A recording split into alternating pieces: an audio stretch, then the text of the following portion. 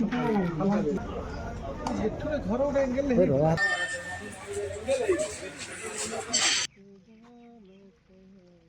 घाट पर बद दीर्घ दिन धरी जो कम आज की 100 वर्ष होला न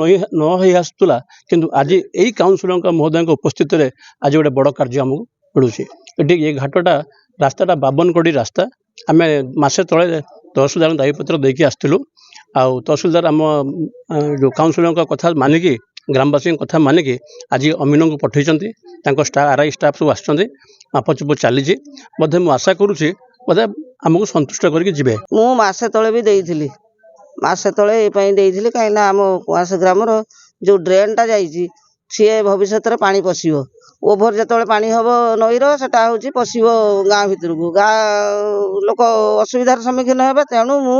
प्रशासन कही आमर ये मापचुप करी किमिति कलभरटे आमर बसिब द्वारा कि निरापद आम ग्रामवासी मैंने रही सी जाइए मासे तले आज पुणी आमको न्याय देवे कलभट बसैबे।